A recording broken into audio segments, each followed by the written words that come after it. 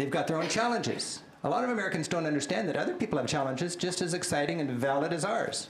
I was touring through the eastern part of Turkey with one of our tour groups once, and in eastern Turkey you don't have a checklist of famous sites. You're on a cultural scavenger hunt. I had 25 people on my bus. We saw 300 high school kids in the stadium. We stopped the bus, went in. They're all thrusting their fist up in the air, screaming in unison, "We are a secular nation. We are a secular nation." I asked my guide, "What's going on? Don't they like God?" And she said, "No, this is a pep rally for the precious separation of mosque and state. Given the rising tide of Islamic fundamentalism across the border in Iran, we're very threatened about the fundamentalist power in our society, and we want to underline our commitment to that secular society." This is exciting stuff. Turkey's got a million-person army, and one of its primary responsibilities is to overthrow its own government if ever it violates the separation of mosque and state. So it's complex, it's sophisticated, it's humbling to see smart people dealing with problems that we never really considered. I'll tell you one thing. I was raised thinking Ethan Allen, Patrick Henry, Nathan Hale were just like that end-all. Wow, those guys were great. They just wish they had more than one life to give for their country. And then I travel, and I realize that Patrick Henrys and Ethan Allens and Nathan Hales are a dime a dozen on this planet. That doesn't diminish our guys, but every group's got them. And every year, 5 languages go extinct. And every year, 5 groups of Ethan Allens lose their long struggle, and they don't always do it gracefully. This is Archbishop Oscar Romero. He was assassinated in El Salvador, and I went down there in the 25th anniversary of his assassination and marched with the people in the streets of San Salvador, and as he predicted, he's risen again in his people. And that's a powerful force.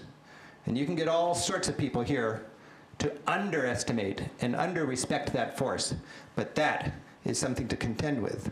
And you've got to realize, when you are wielding the power and authority we have on this planet, that there's a lot of people on the receiving end of our affluence. It's not a zero-sum game, but there are consequences to our aggressive policy with the developing world. We're outvoted in the United Nations 140-4 on issues that matter to the developing world for good reason. We're against policies that empower poor people in the developing world. Maybe they're all clueless, and maybe we and our allies, Israel, Marshall Islands, and Micronesia, have it figured out. But I don't think so. At least the other 96% of humanity doesn't see it that way. When I was in San Salvador, I saw a monument. This reminds me of a monument in Washington, D.C., doesn't it? It's a knockoff of the Vietnam Memorial, with tens of thousands of names chiseled into that black granite, and each one of those names is a loved one who died fighting you and me. Maybe we had to kill them. Maybe they were just miserable communists and we had to kill them. Maybe they shouldn't have challenged who owns the land. Maybe they should have to work on a plantation. Maybe they should have no food grown locally, so they have to buy food imported from America on plantation wages. Maybe that's truth. Maybe that's freedom.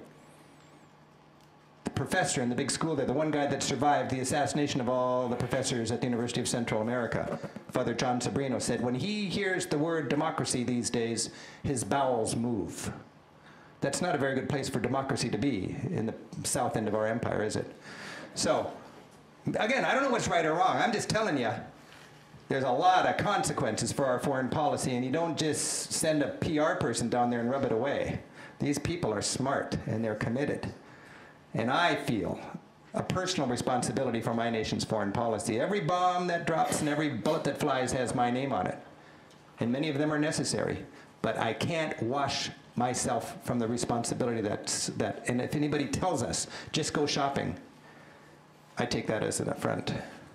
Well, that's why I went to Iran. I had so much fun in Iran. It was a thrilling opportunity as a TV producer and so on to go to Iran. And my major mission was to humanize 70 million people. I just think it's good character for a nation. Well, it's just good character to know people before you bomb them. You know, it's in a nation's interest to dehumanize its enemies, isn't it? Then you can rub them out and, oh, I'm sorry, I thought the tall guy at the wedding party was Osama, and everybody's dead. Well, excuse us, you know. You need to humanize your enemies, and then you'll have a more compassionate and real foreign policy. So I went to Iran with my film crew. It was scary. I was scared. I almost left my big camera in Athens. I thought they'd be throwing rocks at us because we're an American film crew on the streets of Tehran. I got over there, and I've never been so warmly received as an American as anywhere else on the planet in all my life, honestly. And another example of how the flip side of fear is understanding, and how we are not able to get through our propaganda to know what people are really thinking over there. I was stuck in a traffic jam in Tehran. There's 14 million people in Tehran. Wow. Just hanging out in the traffic, a lot of them. A man in the next car told my driver to roll down the window, passed over a bouquet of flowers, and he said, "Give this to the foreigner in your back seat and apologize for our traffic." That doesn't happen on I-5. So we went there to humanize Iran, and this is a beautiful thing about our society. Is somebody who cares can get his crew together, go over there and produce it on his own money, bring it home, and it actually airs in every city in the United States, changing our understanding, I think, in my own little way, of this adversary, this impressive adversary of ours. Of course, it's ugly to see all of this, down with USA, dropping bombs and skulls for flags on 10-story buildings.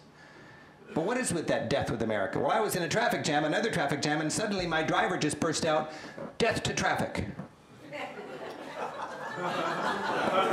Death to traffic? I thought it was death to America or death to Israel. He said, "No, here in Iran, whenever something's really frustrating to us and out of our control, we say death to that." They're saying death to Ahmadinejad now. They're saying death to election fraud, death to traffic. And I thought, well, that's a lot like the way we say damn, isn't it? Damn those Yankees. Damn those teenagers. Damn those Democrats. Damn those environmentalists. Damn those whatever. Do you really want them to die and burn in hell for an eternity? Sometimes. No. No. You know, it's just after midnight and then no music's playing. Turn it down. So it's just a very interesting small example of how we can take something and the media can blow it up and in a bumper sticker kind of mentality make policy based on that.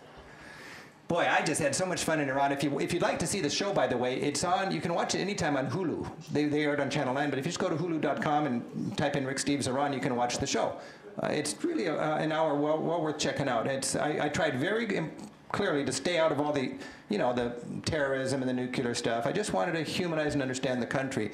And it's not a free society. They make no apologies about it. They are a theocracy. They've traded away their freedom for their values. They are so threatened and scared. I had a woman come across the street, and she knew I was an American journalist. She pounded me her fingers like this, and she said, "I just want you to go home and tell the truth. We are united, we're strong, and we don't want our children to be raised like Britney Spears." She's so afraid that her kids, if Western influence rolls over them, that they'll kidnap their family values, put in our family values, and her little girl will be a boy toy, a drug addict, and a crass materialist. Now, she's a victim of her own country's propaganda, just like a lot of us are victims of our own country's propaganda. I'll tell you, when Ahmadinejad says, "We will bury you," he's not talking to us. He's what we would call shoring up his political base. Who's his political base? He won the election by like 50%. His political base is the less educated, small town, fundamentalist, frightened parents. What motivates them? The same exact thing that motivates less educated, small-town, fundamentalist, frightened parents right here. Fear and love. They're afraid of something different, and they love their children. And if we can just humanize each other, we can make huge, huge strides. We have to remember their baggage. Every town has a martyr's cemetery. We don't have that here. Every town, Edmonds would have 1,000 graves. Mukilteo would have 500 graves. LaConner would have hundreds of graves. And they're all celebrating people who died fighting Saddam Hussein. They lost 1 million people fighting Saddam Hussein, who was funded by the United States as far as they're concerned. To see a mother sitting on the tomb of her son, as she has every week for 20 years, really is an impact thing. There is wounds and baggage here that we cannot overcome easily, and that motivates things. And I was in Iran, and I just thought we could radicalize these people quite easily if we wanted to, but they don't want to hate America. They don't want to go to war. They just want to live their lives on their values. It's a complicated issue. It's very complicated. There's no easy answers. I'm glad I don't have to figure it out. But it's a fascinating thing to learn about. I just am endlessly enthralled by it, because I knew so little about it. Everything I knew about Iran, I learned from Ted Koppel. Maybe you too. I mean, that's pretty pathetic. You know, the history starts in 1953 when we threw out Mossadegh because he nationalized their oil. And then came the hostage crisis, you see. But it's fascinating. They got more nose jobs per capita in Iran than any other country. Women can't show their bodies. They're not supposed to show any hair or cleavage, but they can show their face, and they're going to make everything just right. The eye contact there is riveting, and a bad girl will pull her scarf back, and a little hair will tumble out here. After a week in Iran, I find myself looking at this and feeling like a guilty old man. This is quite a turn-on when you're in Iran, you see. So it's a whole different world. It's fascinating.